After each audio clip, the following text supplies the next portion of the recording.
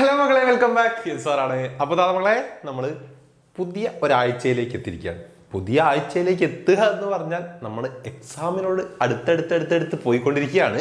ഇനി കൃത്യമായിട്ട് പറയുകയാണെങ്കിൽ നമുക്ക് ഇനി നമ്മുടെ മുന്നിൽ നിങ്ങളുടെ കലണ്ടർ പ്രകാരം ഉള്ള ഡേറ്റ് ആണെങ്കിൽ എക്സാമിന് നമ്മുടെ ഓണം എക്സാമിന് നിങ്ങളുടെ കലണ്ടർ പ്രകാരമുള്ള ഡേറ്റ് ആണെങ്കിൽ ഇനി വെറും 35 ദിവസം, കൃത്യമായിട്ട് പറയുകയാണെങ്കിൽ ഇന്ന് മുതൽ 35 ദിവസമാണ് നിങ്ങളുടെ മുന്നിലുള്ളത്.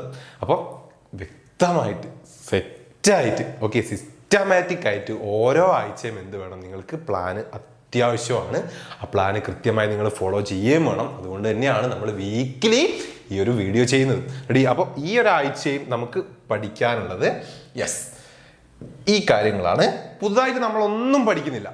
പുതുതായിട്ട് നിങ്ങളൊന്നും പഠിക്കേണ്ട, പുതുതായിട്ട് ഒരു ചാപ്റ്ററിലേക്ക് നിങ്ങൾ പോകണ്ട. പക്ഷേ നമ്മളോട് കൃത്യമായിട്ട് പറഞ്ഞതാണ് നമ്മുടെ ഓണം എക്സാമിന്റെ പോർഷൻസ് ഏതെല്ലാമാണ് എന്നുള്ളത് നമുക്ക് കൃത്യമായിട്ട് അറിയാലോ. അതിൽ തന്നെ നിങ്ങൾ ഇരിക്കുക, അതിൽ കിടന്ന് കറങ്ങിക്കൂടുക. അത് മതി നമുക്ക്. ഈ ഒരു ടൈമിൽ നിങ്ങൾ അതാണ് ചെയ്യേണ്ടത്. റെഡി? അതിൽ നിങ്ങൾക്ക് എന്താണ് എത്രത്തോളം ബാക്ക്ലോഗുകൾ ഉണ്ട്, അതുപോലെ തന്നെ നിങ്ങൾ ഏതൊക്കെ പോർഷൻസ് ആണ് നിങ്ങൾക്ക് എന്താണ് ഏറ്റവും ബുദ്ധിമുട്ടായിട്ട് തോന്നുന്നത്, അല്ലെങ്കിൽ നിങ്ങൾക്ക് പഠിച്ചിട്ടും തലയിൽ അങ്ങോട്ട് കയറാത്തത്, അല്ലെങ്കിൽ എത്രയാണ് നിങ്ങൾക്ക് ഇനി ബാക്കിയുള്ളത്, പഠിച്ച് തുടങ്ങാത്തത്, അല്ലെങ്കിൽ പഠിച്ചു തുടങ്ങാത്ത ചാപ്റ്റേഴ്സ് ഏത് എന്നുള്ളത് മാത്രം നിങ്ങൾ നോക്കുക. പുതിയ ഒന്നിലേക്ക് നിങ്ങൾ പോകണ്ട. ഇനിയിപ്പോൾ ഇതിൽ പുതിയ നിങ്ങൾ പഠിക്കാത്ത ചാപ്റ്റർ ഉണ്ടെങ്കിൽ അത് നിങ്ങൾക്ക് പുതിയതാണ്, അതിലേക്ക് നിങ്ങൾ പോകണം. അതല്ലാതെ മറ്റ് പുതിയ ചാപ്റ്റേഴ്സ് ഒന്നും നിങ്ങൾ ഇപ്പോൾ ഇരുന്ന് പഠിക്കേണ്ട. ഇപ്പോൾ കൃത്യമായിട്ട് എന്ത് ചെയ്യാം, ഓണം എക്സാമിന്റെ പോർഷൻസ് മനസ്സിലാക്കുക. അതിൽ നിങ്ങൾ എത്രത്തോളം പിന്നിലാണ്, അതിലേക്ക് വേണ്ടി നിങ്ങൾക്ക് ഇനി എന്തെല്ലാം ചെയ്യാനുണ്ട് എന്ന് മനസ്സിലാക്കുക, അത് ചെയ്യുക. അത് തന്നെയാണ് ഈ വീക്കും നിങ്ങൾ ഫോളോ ചെയ്യേണ്ടത്. നമ്മുടെ അക്കൗണ്ടൻസിയിൽ നിങ്ങൾക്കറിയാം CA, AFS, അതുപോലെ തന്നെ നമ്മുടെ അക്കൗണ്ടൻസിയിലെ പാർട്ണർഷിപ്പിന്റെ ബേസിലും ഈ ചാപ്റ്റേഴ്സ് ആണ് ഉണ്ടാവുക. അപ്പോൾ അതിൽ അഡ്മിഷൻ ഓഫ് എ പാർട്ണർ നിങ്ങൾക്കറിയാം ഗുഡ്വിൽ വരെയാണ്. അപ്പോൾ ഗുഡ്വിൽ വരെ നിങ്ങൾ കൃത്യമായിട്ട് എന്താക്കുക, പഠിക്കുക, കൃത്യമായിട്ട് പഠിച്ചു വയ്ക്കുക. അതുവരെ കൃത്യമായിട്ട് പഠിച്ച ആളുകളാണെങ്കിൽ നിങ്ങൾക്ക് ഇതിന്റെ അഡ്മിഷൻ ഓഫ് എ പാർട്ണറിന്റെ ബാക്കിയുള്ള പോർഷൻസ് പഠിക്കാം.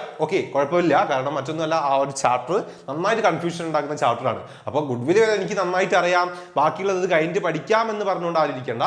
അക്കൗണ്ടൻസിന്റെ കേസ് ആയതുകൊണ്ട് തന്നെ നമ്മുടെ അഡ്മിഷന്റെ ആ ഒരു പോർഷൻ അല്ലെങ്കിൽ ആ ഒരു ചാപ്റ്റർ കുറച്ച് ടഫ് ആയതുകൊണ്ട് തന്നെ നിങ്ങൾക്ക് എന്താക്കാം, മറന്നു പോവാതെ നിങ്ങളുടെ മനസ്സിലുണ്ടെങ്കിൽ ബാക്കി കാര്യങ്ങൾ നിങ്ങൾക്ക് പഠിക്കാം.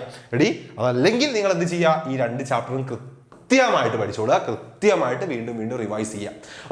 സിയുടെ കേസിൽ ഈ 2 ചാപ്റ്റർ, AFSന്റെ കേസിലും അതേപോലെ തന്നെ ബിസിനസ് സ്റ്റഡീസ് നമുക്കറിയാം 5ഓളം ചാപ്റ്റേഴ്സ് നിങ്ങൾക്ക് ഉണ്ടാവും. കൺഫ്യൂഷൻസ് വരും, ഒരുപാട് പോയിന്റ്സുകൾ പഠിക്കാനുണ്ടാവും. ഓരോ ചാപ്റ്ററിലും എന്തെല്ലാമാണ് പഠിക്കാനുള്ളത് എന്നുള്ളത് ആദ്യം കൃത്യമായിട്ട് മനസ്സിലാക്കി വെക്കുക. ഒരു ഓർഡർ സെറ്റ് ചെയ്യുക, ഓരോ ചാപ്റ്ററിനും ഇരുന്ന് പഠിക്കുക. ഓരോ പോയിന്റ്സും കൃത്യമായിട്ട് പഠിച്ചോളുക. എക്കണോമിക്സിൽ നമുക്കറിയാം മൈക്രോ എക്കണോമിക്സിന്റെ പോർഷനിൽ നിന്ന് നമുക്ക് 4 ചാപ്റ്ററുകൾ ഉണ്ടാവും. 4 ചാപ്റ്ററുകളും പക്കയാക്കുക. റെഡി? ഇതിലൊക്കെ ഏതൊക്കെ ചാപ്റ്ററുകളാണ് നിങ്ങൾക്ക് ബാക്ക്ലോഗ് ഉള്ളത്, അല്ലെങ്കിൽ നിങ്ങൾ തീരും പഠിക്കാത്തത് ഏതെങ്കിലും ചാപ്റ്റേഴ്സ് ഉണ്ടെങ്കിൽ അതിരുന്ന് പഠിക്കുക. ഈ ഒരു ആഴ്ച കൊണ്ട് നിങ്ങൾ അത് തീർക്കുക. ഇനി നിങ്ങൾ എന്താണ് ബാക്ക്ലോഗ് എന്ന് പറഞ്ഞ് ഇരിക്കാൻ പാടില്ല. ഈ ഒരു ആഴ്ച കൊണ്ട് തന്നെ മാക്സിമം എന്ത് ചെയ്യാം, പഠിച്ചു തീർക്കാത്ത പോർഷൻസ് ഉണ്ടെങ്കിൽ പഠിച്ചു തീർക്കുക.